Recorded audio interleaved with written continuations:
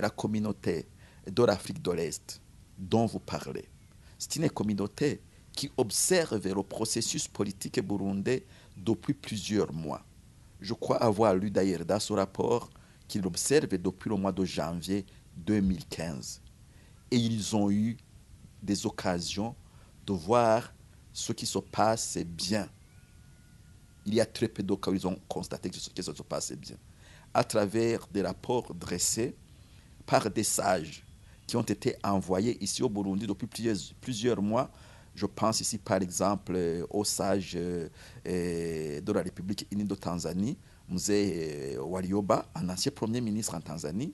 Je pense également à l'ambassadeur Kipragat, qui vient du Kenya, qui ont régulièrement été ici au Burundi, qui ont rencontré plusieurs acteurs burundais et qui ont dressé des rapports qu'ils ont adressés soit au secrétariat général de la communauté de l'Afrique de l'Est, soit même au sommet des chefs d'État. En deuxième lieu, des sommets des chefs d'État eux-mêmes se sont tenus. Je ne sais pas s'il y en a qui s'en souviennent.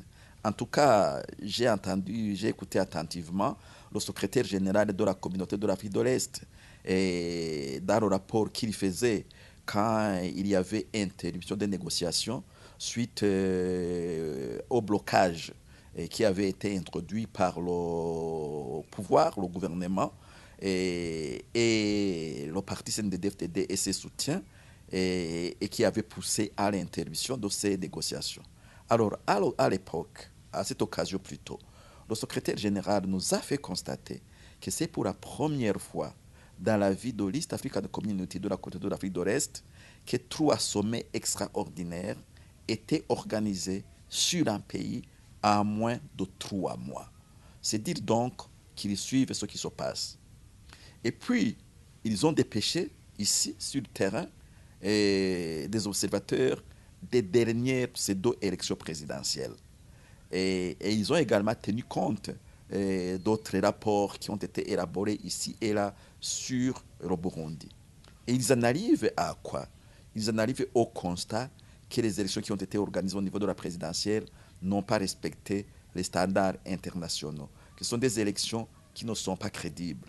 Qu'en conséquence, la solution se trouve dans des négociations entre tous les partenaires, les protagonistes politiques burundais pour arriver à une voie de solution qui rassure tous les Burundais.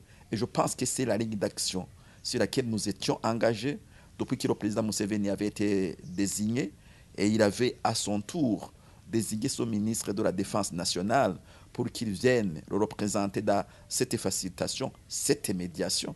D'ailleurs, moi j'utilise le mot médiation parce que c'est le mot même qui est sorti de la bouche du vice-président de la République. Quand à côté du président Museveni, il le recevait. Et c'est le mot qu'il a utilisé. Et nous devons rester collés là. À moins qu'on nous dise que le gouvernement est contradictoire à la matière. C'était une entre parenthèses, mais combien importante.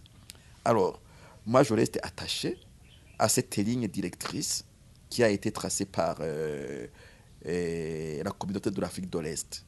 Maintenant, nous allons devoir revenir à ces négociations au stade où nous les avons arrêtées suite à la chaise vide jouée par le gouvernement, le parti CNDD-FDD et ses soutiens.